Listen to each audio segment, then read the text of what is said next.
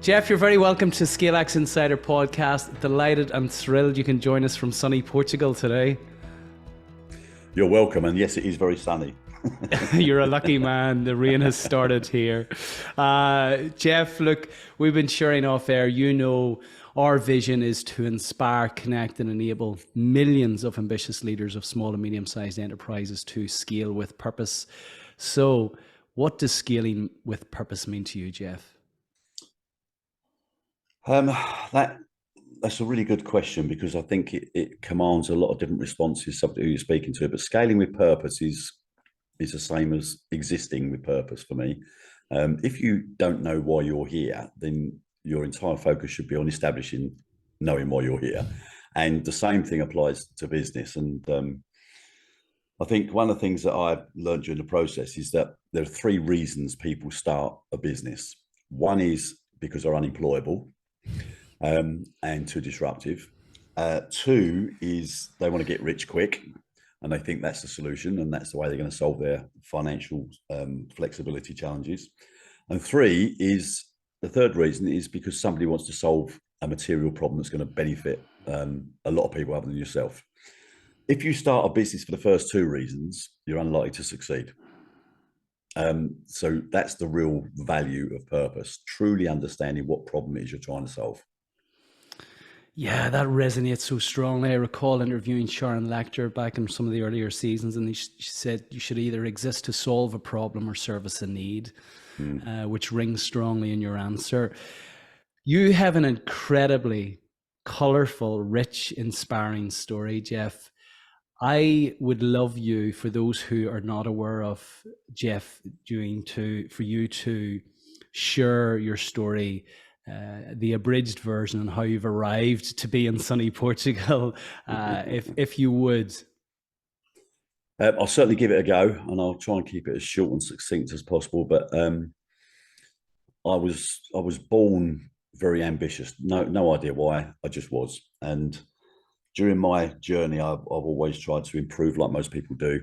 And when I got my first job as a fridge engineer at the age of 16, when I left school with 1 O level in maths, I decided that I didn't really know, like most kids at that age, we've got no idea what we want. What I did have was some guidance from my father, who had been a refrigeration engineer. And one of the things he'd said to me that stuck, because in those days we was all worried about security of jobs, and in those days, if you got a job in a bank, that probably meant you got a job for life. That was security in those days. And what he said to me was, "You'll never find a good fridge engineer out of work. They're in too much high demand." So that sort of stuck with me. So I then went off and found an apprenticeship in refrigeration, which I did. And I met all these guys that have been there for 20, 30 odd years, doing the same thing, fixing fridges in supermarkets, Sainsbury's and so on. And it's a very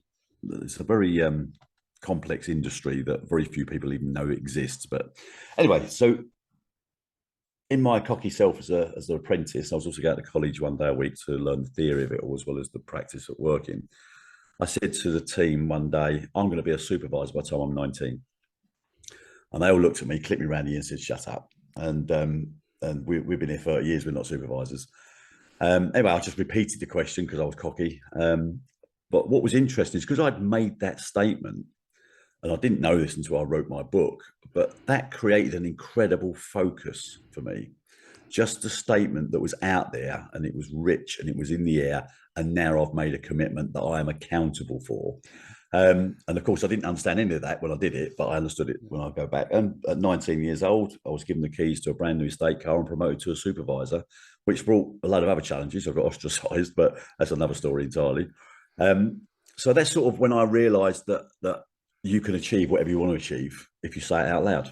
And that was pretty much the journey. And then I went to work for in the fridge industry. You tend to work a lot of hours. I was working 100 hours a week, loved it. And I wasn't working, I was loving it. It was my dream. They say if you love what you do, you never work a day in your life. So for me, I just loved it. I couldn't get enough of it. But I was so hungry to learn. And I just got better and stronger and enjoyed it more, until eventually my relationship suffered, as it would do, working 100 hours a week every week. And one of the common factors in refrigeration is it's 85% divorce rate because of the hours you do. Anyway, I then met my new partner, wife of 35, 36 years. And she said to me very quickly, you can pack that lark in. You're not doing 100 hours a week. She was aware of the stats then. She was, yeah, she was. And we'd had a young baby as well. So she said, go and get a job in office. I want you to work. I want you to be at home a reasonable period of time. So I said, what do I know about the office? I don't know about it. But in fact, the office is pointless. It's just people sitting with their feet on the desk, answering the phone, giving me jobs to do, which is what I truly believed because I didn't know any different. And anyway, I went into the office, got a job, and as an air conditioning manager, completely lied through my teeth in the interview. Said I could do loads of stuff that I had no idea what I was even saying. And that's when, again, looking back on it, I realized then it was the golden rule of entrepreneurship. Bite off more than you can chew and then learn very quickly how to chew it. And then, so again, it was just commitment. So I then knew I had to learn it pretty damn quick. So I went through that process and they employed me as a person that was going to grow their air conditioning business from £100,000 a year to £1 million a year, which meant organising subcontractors, organised materials, project managing, none of which I'd ever done. So I went on that journey, and to cut a long story short, it was in the days of typewriters, pen and paper and T cards, and just no technology whatsoever. So about a month into that job, I decided that I was going to make this better, and I'd found my dad had just bought an Amstrad 1640 computer with 2 5.25 floppy each disk drives, and he said, look at this, son. And he showed me this sort of desk publishing program. We could create pictures and stuff. So I said, wow, that's brilliant. So the next day I shot out and spent my mortgage money, which was 960 quid, on one of these computers. I got it home all excited, ready to lie to the wife how much it really cost. And I switched it on, and there was just this C prompt flashing. And I could type the keyboard and letters come up, but nothing happened. So I phoned my dad up and said, Dad, I've got this computer, it don't work.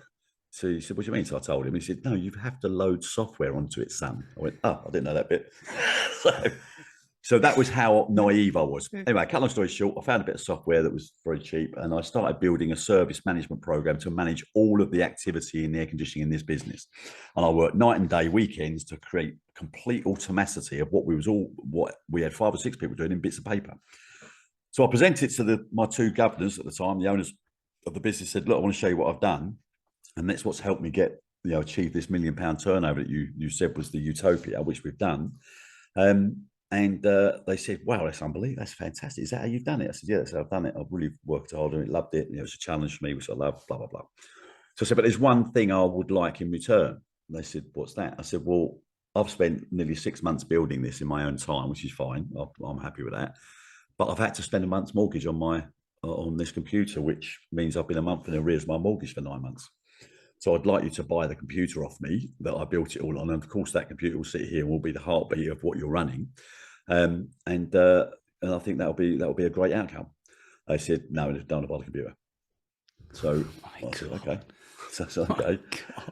So I took the computer home again, and they then said to me a week later, how's the technology going? I said, well, the technology shut down because you don't want a computer. So the computer's back in my house.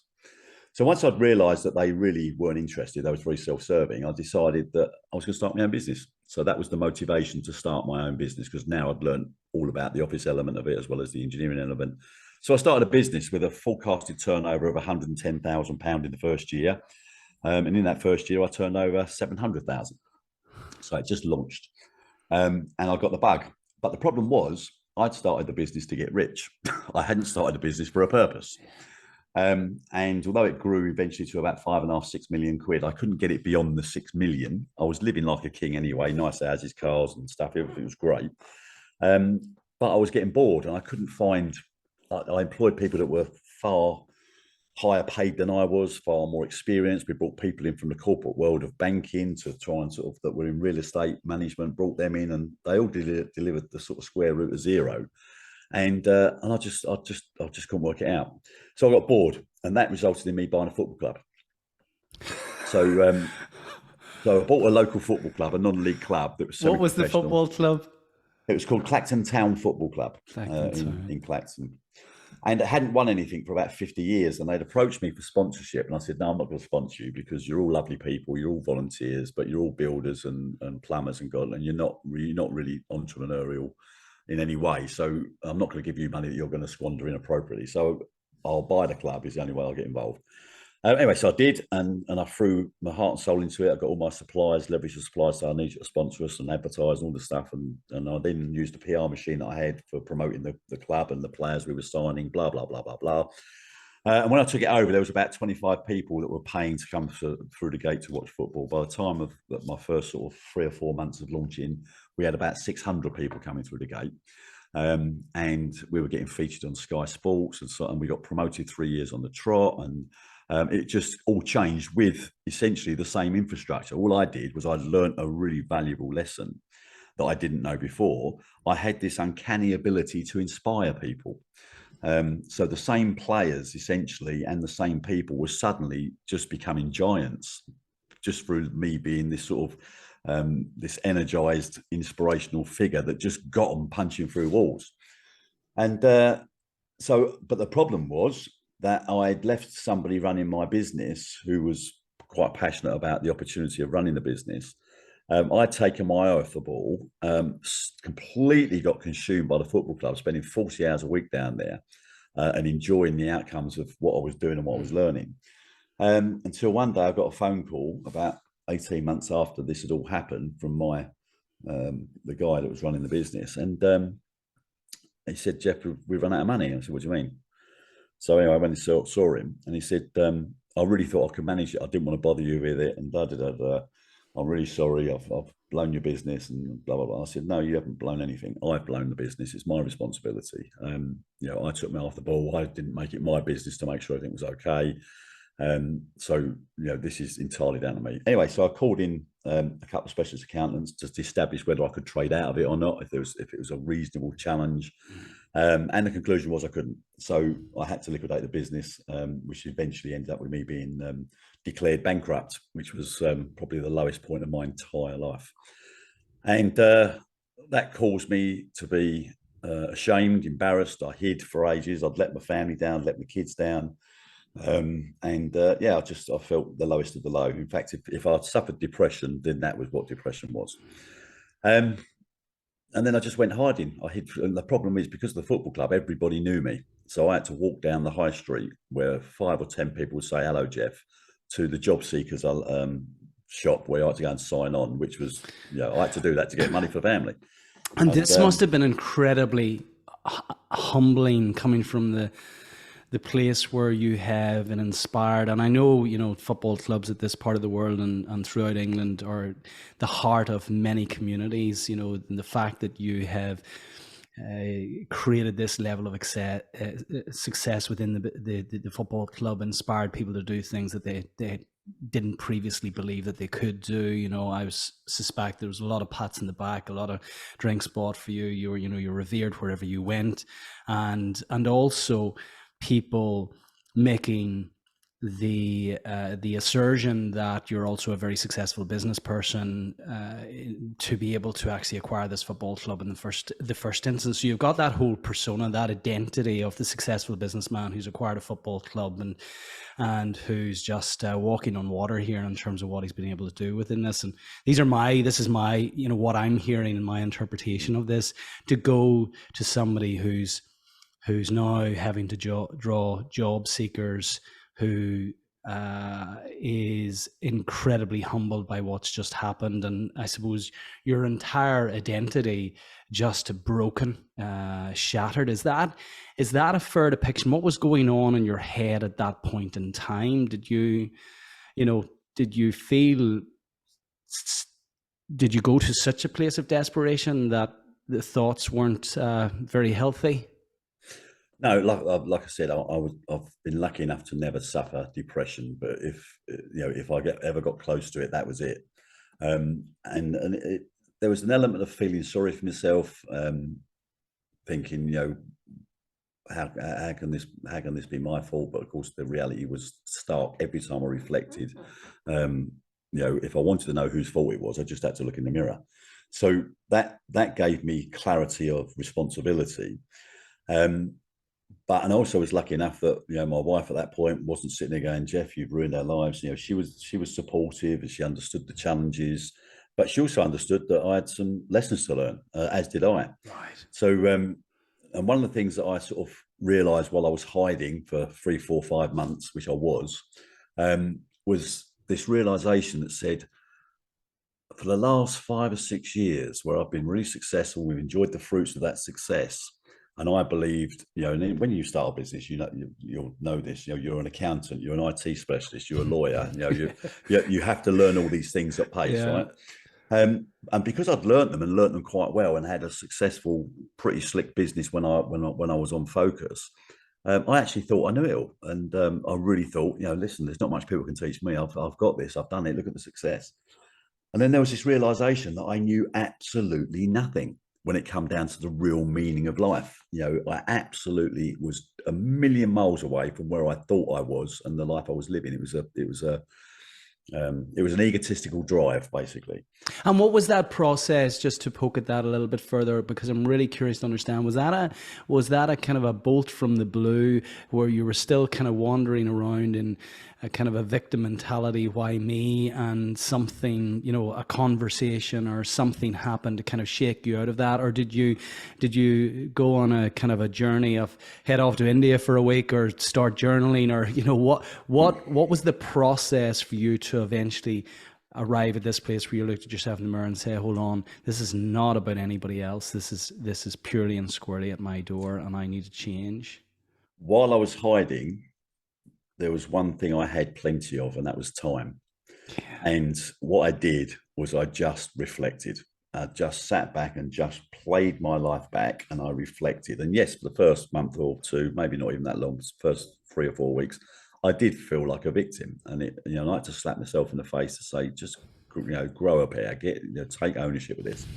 And then once I'd reflected and realised, listen, I've got a lot to learn here. I've clearly shown capability, but I've got a lot to learn. And then after a few, 2, 3, 4 months, I guess, I then said, look, I've got to go back on the learning journey. If I don't do that, then nothing's going to change. I'm just going to sit here and spiral out of control. So I decided to go back to work, working for people, and which I thought I'd never do. And the purpose of the going to work wasn't to earn a living, although that was a byproduct. It was to truly go on this learning journey. I had 6 or 7 years of learning to do, not 12 weeks or 12 months, 6 or 7 years. I had to really push the boundaries of knowledge and experience, and learn the lessons that I clearly got wrong in the first time around. So I worked for a small owner managed business, 10 million turnover. I then worked for a larger owner managed at 50 million, then 100 million. And then I went into the corporate world of 1.5 billion.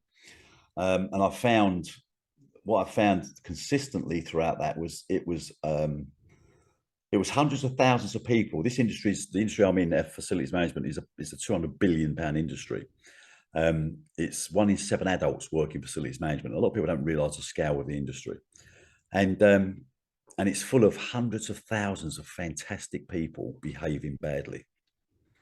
And that was the bit that I identified through my knowledge of that 5 or 6 years, that the cultures and the environments in which people were working were toxic. And that created my saying that I use everywhere: you have to travel a long way to find a bad person. You don't have to travel very far to find a good person in a bad environment, because you become your environment. So that's when my purpose was established. I've got to fix this industry to the extent I can, and ended up where our purpose, which was framed in one phrase, was to restore trust in a failing industry by changing the rules. So real clear purpose of what we was out there to do. Not to beat everybody, not to be bigger than everybody, but to show the industry there was a better, more honest way of doing it, which created a safe environment. And it meant that people no longer had to have good memories. And someone said, why did they have to have a good memory? Because I had to remember what lie they told last week. Yeah. So the business that you're referring to is, of course, Cloudfm, incredibly born out of your shed during that reflective period, and which, of course, preceding the establishment of Cloudfm, you went on your learning journey. And I encourage people to actually go and have a look at your website. I love the fact that you've stated your purpose very clear and upfront. And we coach CEOs through our program on the 10 principles of scaling. The second principle is purpose and vision. And CEOs of small and medium-sized enterprises, raw, authentic, grounded people, for the most part, really struggle with this concept of purpose.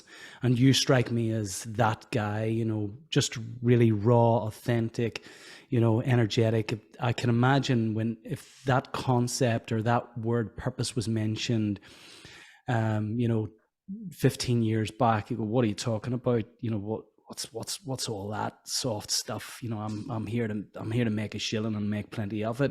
When did you come to realize the profound importance of purpose? When I went back to work for 6 years, working for 3 or 4 different organizations across the sectors that I mentioned, I saw one common thread. Because I'm reflecting, I'm learning. I'm thought, well, yeah, what have I got to learn to do something? Yeah. And I was searching for the common thread, and the common thread was people behaving badly, or the common thread was cultures that were established or environments that were established from which were having a material impact on the people that worked within them. So that was the bit I saw. And then that helped me understand what is the problem I'm going to try and solve. So it wasn't about get rich quick. It wasn't about I'm unemployable. It was about what problem can I see that has to be solved if it's for the greater good. And it had to be letting people thrive. How do you create an environment where people can thrive? You have to create the right environment and the right culture that those people feel safe and feel creative, and they have no fear of failure, blah, blah, blah, blah, blah. And what you do then is you create giants out of what we thought were just ordinary people. And therefore, for me, it was about how do I restore trust in an industry that's failing? And the only way to do that is change the rules, break the rules, do the opposite of what we've all been led to believe was the right thing. We all thought command and control was the way we run a business. And we've been getting it wrong for 50 years. And we suddenly eventually learned from millennials and Gen Zs who said, guys, you're getting it wrong. And we went, yeah, you're right. We have been getting it wrong. So now it's time to change. And COVID helped accelerate that.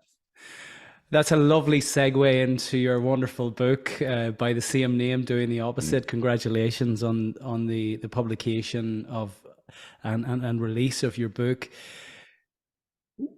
What are the key principles that you tease out in the book that our listeners need to know? The courage to try something fundamentally different. And the realization that when you reflect, because this is not about me or my story, because everybody has got a story. The question is, how much do you ever reflect on that story? And I was asked to write the book for the last 10 years, and I've said, no, it's all self-serving. It's not, it's not, I don't write about me and all that nonsense. Until one day a guy got hold of me and said, Jeff, you need to write a book. And I went, yeah, I've heard all that. I'm not interested. And he invited me out to lunch, and we sat down, and he gave me a severe telling off. And I said, hang on a minute, what's going on here? So he said, you have a responsibility to share your knowledge and also for a legacy for your family. The only reason we exist on this planet is to evolve, and we can only evolve when we share knowledge. So you therefore maybe look at the whole thing differently. So as a result of that, he convinced me to write the book. But what the beauty of writing the book was, is I had to do something that I'd never done before. And I suggest most of the population don't do this. I had to go back and reflect on my entire life, which I'd never had time to do before, never understood its value or its meaning. And one of the things he said to me was, I want you to go to your parents' house, and I want you to go through every single photograph they've ever had of you or taken of you. I want you to reflect on it and make notes of it and use it to stimulate your memory, blah, blah, blah, blah, blah. And of course, I'm looking for these photographs over these 2 weekends, and suddenly these memories that had just been buried and forgotten all just came right to the fore. And suddenly I started realizing why I behaved the way I did, which, you know, are you doing the opposite, being challenging, being disruptive. And these photographs and these memories came back to show me and help me understand why I existed, what I did, what was different, why I had the results I was getting, which I could never have articulated before carrying out that exercise. So I would say to anybody, find time to reflect on your life, because it's really powerful. Anyway, and what then happened was there was one instance when I didn't understand why I did the opposite. I just did. And I found out through that process, because my father who was a very hard-working entrepreneur himself, and he was one of these guys that went to work at 9:30 in the morning, didn't come home until 1 o'clock in the morning. We never saw him apart from the odd weekend, but he was a workaholic. He looked after family. He was kind. He was generous, but we never saw him, and that was okay. That didn't have any impact on how we felt about him because that was the environment we was in. And anyway, he had a shop, and he used to come home every night with the takings in his briefcase and in a brown paper bag. And at that point, I was about 15, still at school, and a lot of my mates were a year older than me, and they just left school, and they were coming and knocking on my door, which we used to always hang about. And they've got their RD250s, their Suzuki motorbikes, and I'm going, God, that's a dream! I can't wait till I get that age and all that stuff. Anyway, we was going up the pub. We started going. They were going up the pub because they were 17, got their motorbikes and so on, and I was lucky enough to pass off old enough to go into a pub. So I started going to the pub, but there was one problem. I didn't have a job. I had no money. So I can't keep going to the pub with no money. It's just not on. So I took an opportunity inappropriately to begin of a morning at 7 o'clock before anyone got up of taking a £5 and a tenner out of my dad's briefcase, because that gave me the money to go to the pub that night. And after about a week or 10 days, I got caught red-handed by my mum.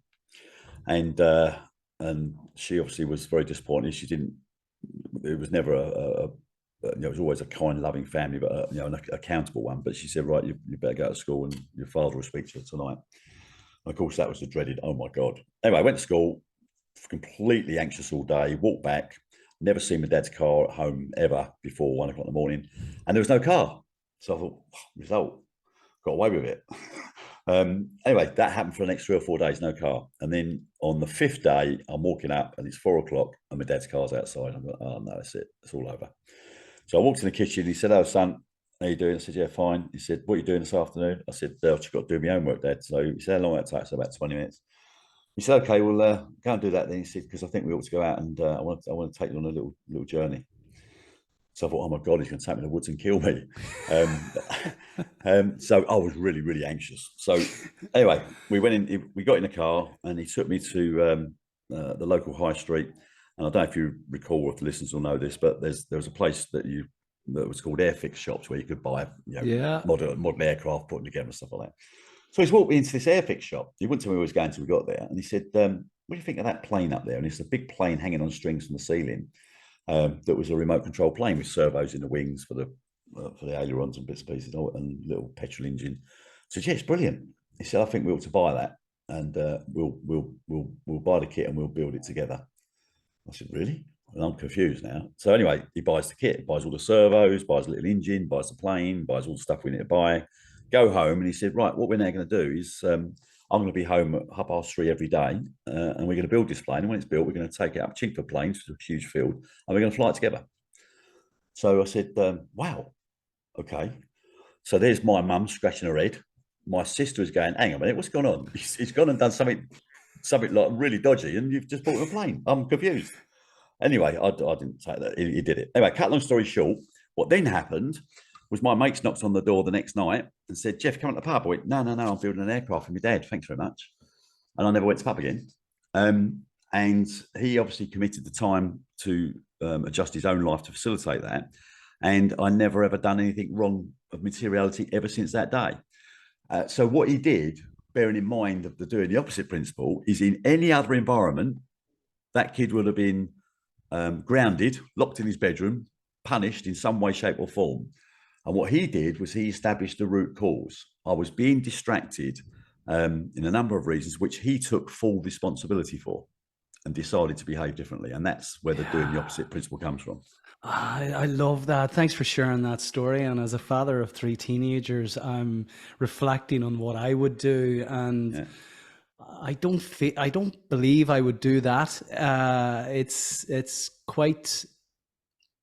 It's a very wise thing to do, steeped in wisdom, but absolutely the opposite of and certainly of a generation as well, in terms of what your father would have understood was the manner in which you discipline a kid for stealing.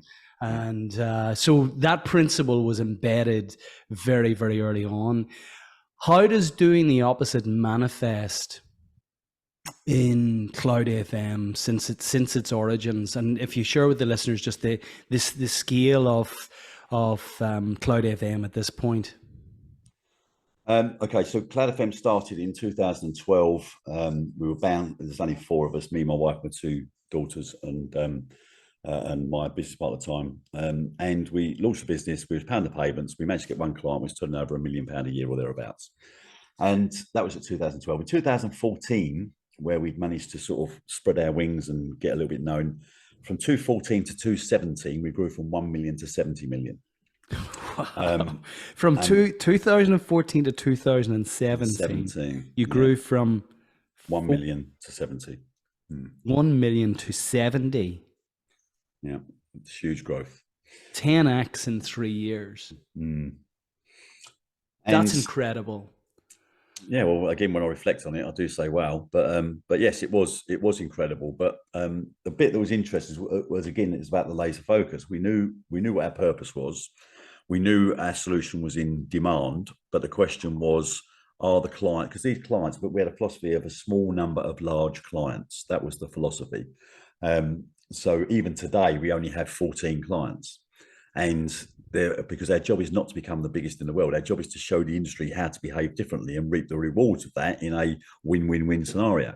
So, but during that growth, we were winning clients at 10 and 12 and 15 million pound a year per client.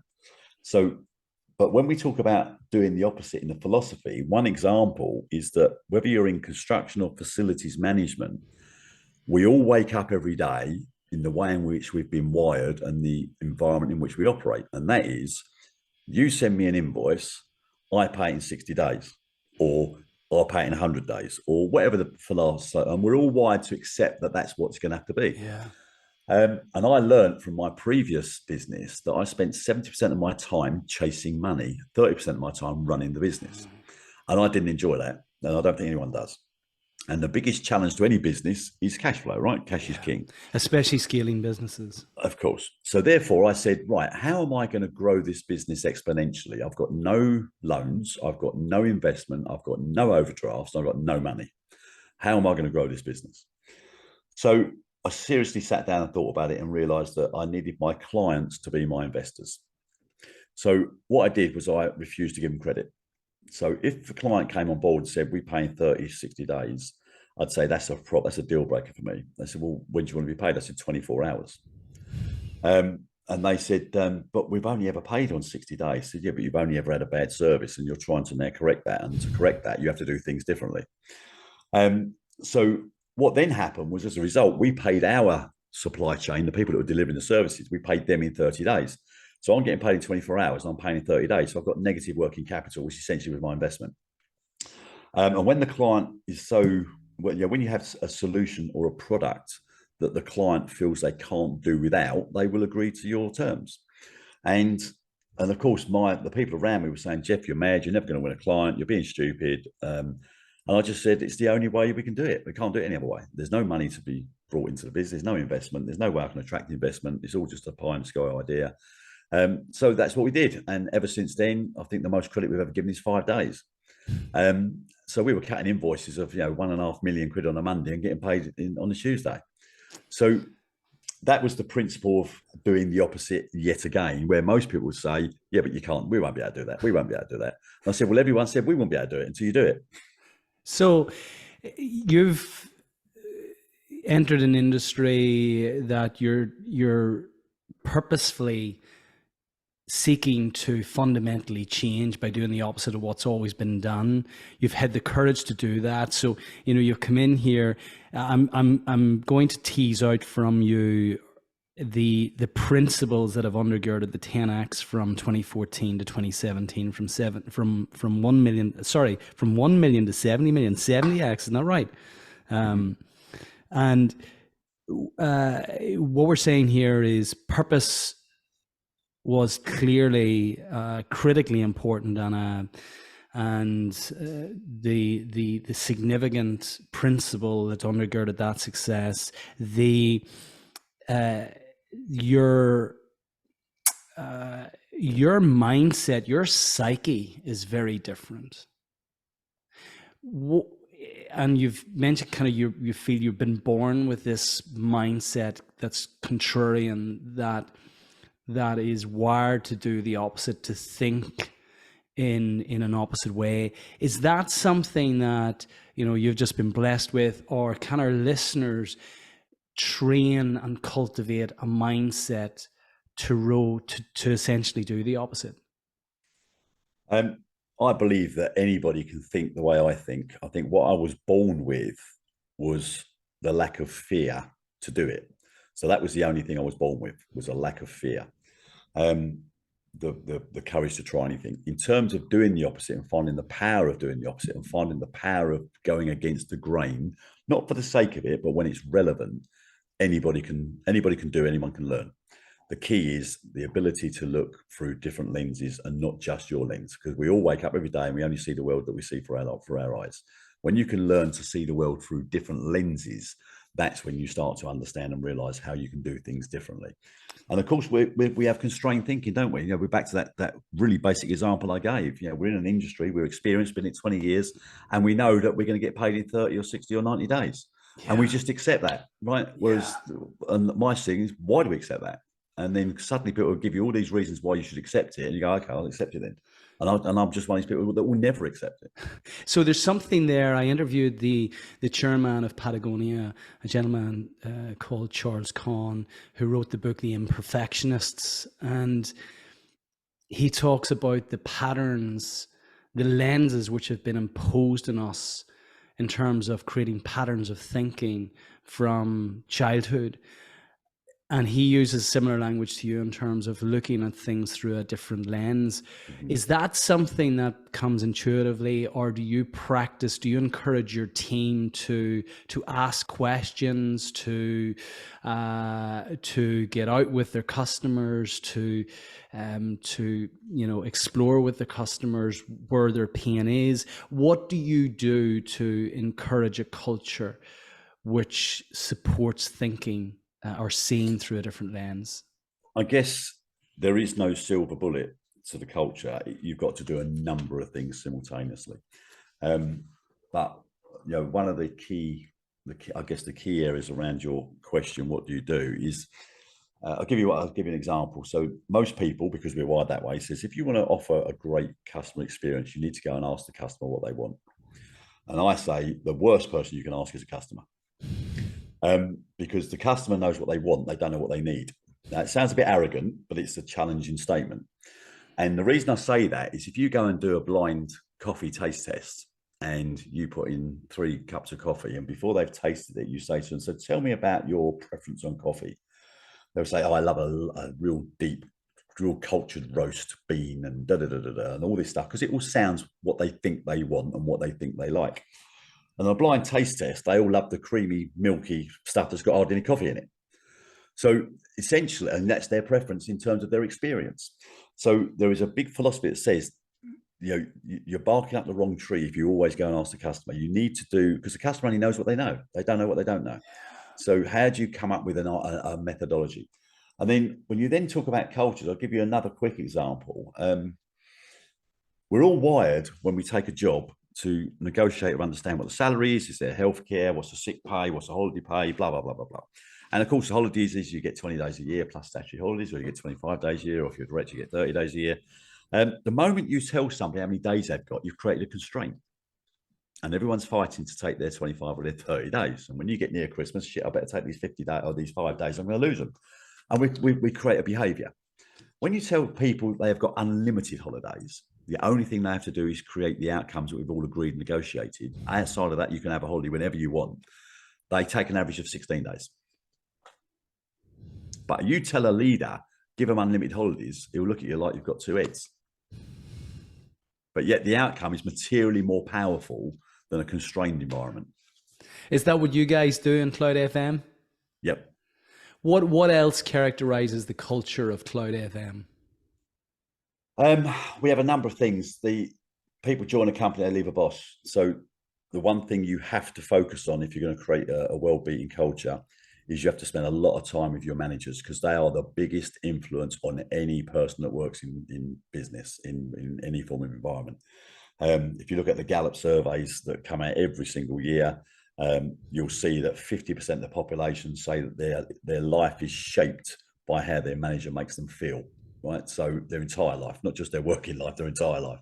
So you have to focus on the manager. And then the next stage is that what we do in our business, and we've done for some time, is we explain to our managers that your staff, your teams, your subordinates are your clients.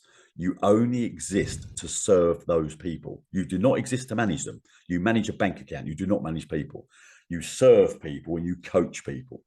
And your job is to make every one of them better than you. That's your focus, that's your intention, and that's what you have to do.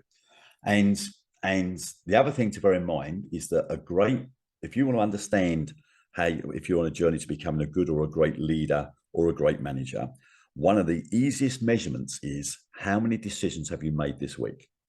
When you can say I've made 0, you're on the journey to becoming a great manager, because your people should be making decisions. You should just be asking great questions to help them on that journey. Yeah, that's so powerful. I always reference JT McCormick when I hear something like this, who's the CEO of Scribe Media, and JT referenced the fact that he had no direct reports, he had 8 direct supports. And on the understanding that he was there to support his team in helping remove impediments for them to achieve their potential and ultimately serve the customer in the best way they could. And so the principles we're heading on here, psyche in terms of your mindset and the mindset of the organization, your proposition clearly is incredibly strong, that, customers are willing to rail against the industry norms to actually pay you within 24 hours for what is obviously significant value, which you're delivering them. The positive growth culture which you've created. What are the other principles that have really undergirded or that are aligned to the doing the opposite philosophy and have undergirded your success, Jeff? Again, there's numerous, but I'll explain it with another very quick story. I went into a meeting 4 years ago, pre-COVID, and it was a meeting of 8 or 9 people, and I was there as an observer or support actor, not to actually solve the problem at all. But anyway, they tabled the problem. The problem statement was up on the flip chart, and they sat and they debated for about 20 minutes, and the conclusion was that we don't solve the problem. We're going to have to just live with it. And I stayed silent throughout the whole meeting. And then someone said, "Jeff, you haven't said nothing. What do you think? How do you think we should solve this problem?" I said, "I've got no idea." I said, "It's a tough problem." I said, "But I would like to ask you, John, who was my ops director at the time, John, how are you going to solve the problem?" He said, "Jeff, you just sat in a meeting for 30 minutes. I don't know." I said, "Jeff, if you did know, what would you do?" He said, "I'd do ba, ba, ba, ba, ba, ba, ba." I went, "There you go then." And he looked at me and he went, "How did you just do that?" And so that was part of the drive of getting people to come out of their constrained thinking and to start asking great questions that released their ability to think differently about stuff. And that's essentially, so that's what I love doing. That's what I love driving. And what's happened now is, as a result of that, other people are behaving in the same way and unconstraining other people's thinking. So all of those things were, when he actually named what he would do, I said, "So that's the opposite of what you've all been trying to do for the last hour and a half." And they said, "Yeah." And look how powerful it is. Yeah. The theme continues. What are some of the greatest questions you feel that leaders can ask of their teams? What would you do? It's $1 million question. Yeah. All you got, we know what the problem. So the first thing is, do we know the problem statement, right? What is the problem we're trying to solve? Let's get clarity, right? Let's not talk about the symptoms as a result of it. What is the actual problem we're trying to solve? And when that gets put up, clear and in focus, then you start talking about, how do we solve that problem statement? And don't be constrained in your thinking. Talk about what if. There's another golden rule that I have in business, which has been very effective. If we have an accountancy or a finance challenge that we want to solve, the last people I send in that meeting is finance people. I send non-finance people because they're not constrained in their thinking. A finance person is going to try and apply the same rule they've always applied, because that's the only way. That's the way they see. That's the only lens they've got. How do you balance the importance of having experience in the room versus the kind of the challenge of bringing too many fixed paradigms in the room. You know, how do you get that balance right?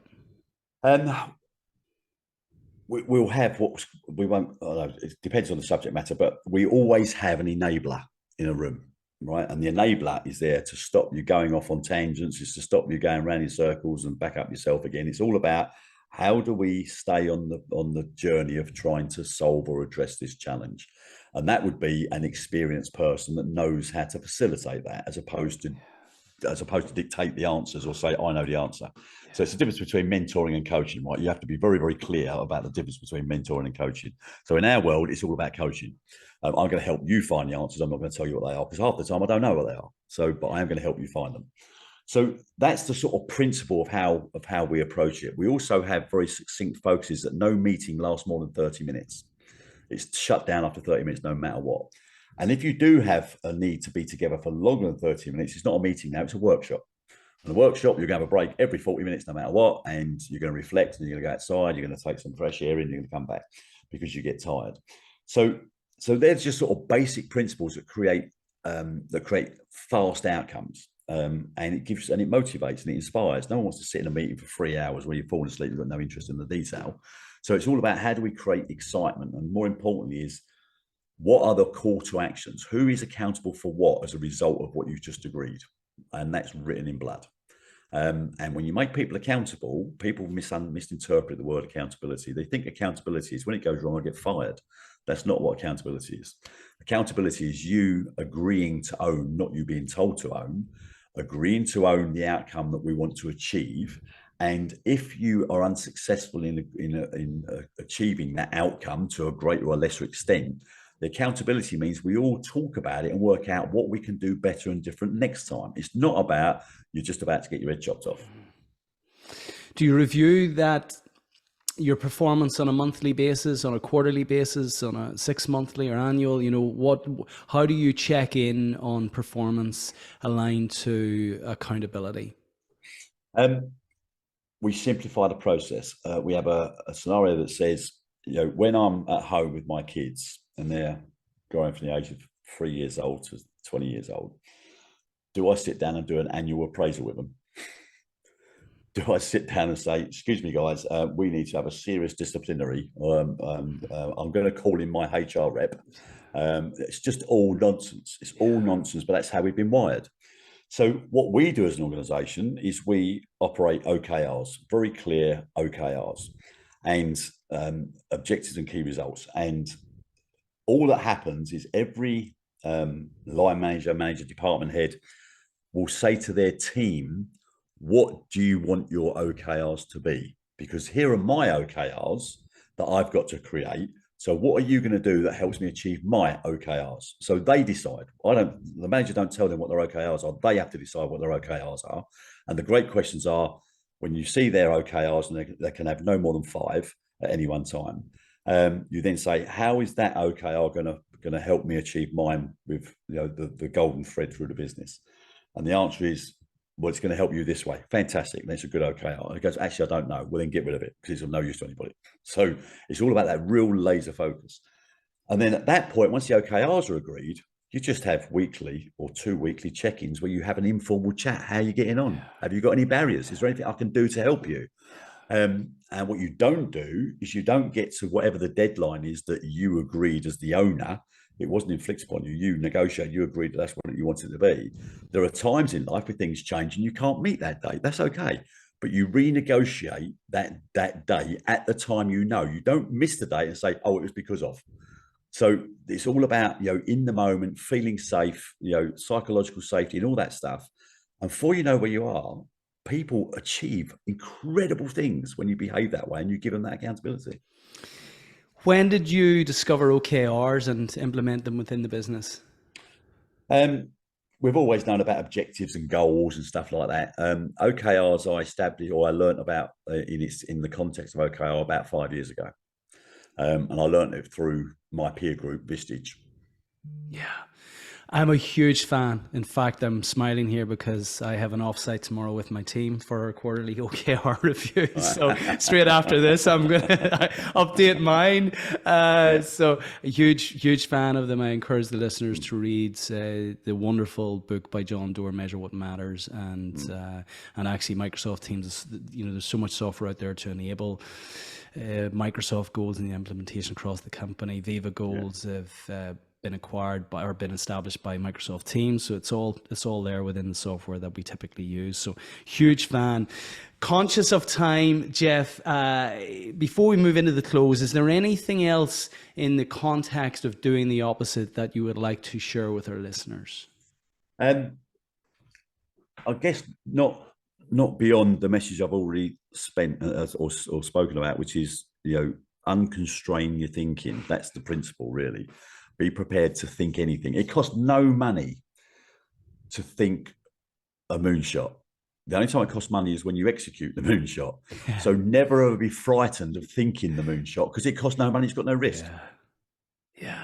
I couldn't agree more. And, we are often kept awake at night with nightmares. Nightmares is just the kind of the negative use of our imaginative faculty, which is the highest. Imagination is the single faculty which distinguishes us from all other mammals. We can dream about a future. We can imagine this future, but for some reason, we can dream about the holiday that we want. We can dream about the car that we want, but when it comes to our own organizations, for some reason, there's a mental block there. We stop dreaming. We just go into this kind of pattern of activity. And I love your advice. I love your appeal there to listeners to really start dreaming about the moonshot that they want to create. It costs absolutely nothing. And I suspect when you do that, and again, this is something we coach heavily on, when you do that, it will trigger within you a level of energy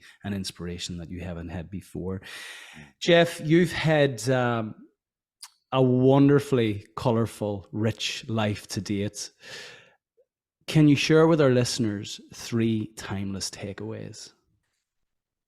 Wow.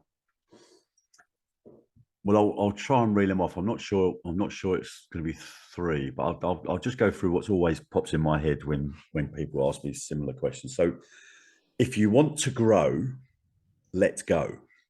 Empower people, right? So that's one of the things I always, especially when people are sort of trying to drift into a form of micromanagement. It's that wonderful word. If you want to grow, let go. I guess the other thing that I've learned, particularly recently, or COVID recently, is vulnerability will become your superpower. Whereas at the moment, people fear their ego eats their empathy. You've got to let your empathy eat your ego. So they're the 2 that jump out. The other one is about when I listen to people say, look, you're not motivating me. It's about life's about clarity. No one can motivate anybody. You can only inspire people. You are responsible for your own motivation. You decide what motivates you. The only thing that people can do for you is inspire you. So get away from this thing about whether you should be motivating somebody or whether they think you should be motivating them. And of course, I guess the other thing for me is that there are 2 things I say to everybody. Your job is to inspire people, and your job is to energize people all of the time. What you must never do, ever, is draw anybody's energy, right? And the only way you know if you're drawing people's energy is when you are courageous enough and have the humility to say to people, how am I doing? What feedback are you going to give me? And be prepared to listen to that feedback, because that's when you really, truly grow. So yeah, I guess that's pretty, and I would say, and finally, I would say, be unashamedly curious all of the time. Wonderful advice. Very, very profound. Jeff, what's next for you? Well, it's interesting because what's happened is during the journey of the book and everything else that I've learned, and the journey I've had, particularly in the last 5 years and through COVID, that one telling off sticks in my mind when I got told off about not writing the book. you have a responsibility to share knowledge. So what my plan is when we get to a point of exit in this business, which will probably be around about 2026, 27, is I want to go on the journey of workshops and keynotes. So I've already decided that's what I want to do, and I've been learning my craft. So at the moment, I've probably over the last 6 or 7 months, I've done probably about a dozen keynotes and workshops internationally in 5 different countries. And the response I'm getting and the reaction I'm getting is very energizing. So yeah, that's where I'm going to end up. Good on you. Well, look, I wish you all the very best with that. If people want to get in touch with you and connect with you, find out a little bit more about your work, where best to reach you? There's a number of ways. You can obviously look at the business website, which is cloudfmgroup.com. You can look at my personal website, which is the website foundation for growing what I want to be doing in the future, which is jeffdewing.co.uk. My podcast, which I've got incredible guests on, because as I said before, everybody's got a story. You can find that on all, Spotify, Apple, all the normal podcast channels, or you can actually just go to podcast.cloudfmgroup.com. So that's pretty much where you can. I've obviously got Twitter and LinkedIn and stuff, which I'm sure people will find if they have the inspiration to do so. Yeah, look, we'll put a link to your website and to your podcast within our show notes. Jeff, I want to thank you for your wonderful energy today, your inspiring story, your rich wisdom. I've really enjoyed the last hour. Thank you. Take care. You're more than welcome. Thanks very much.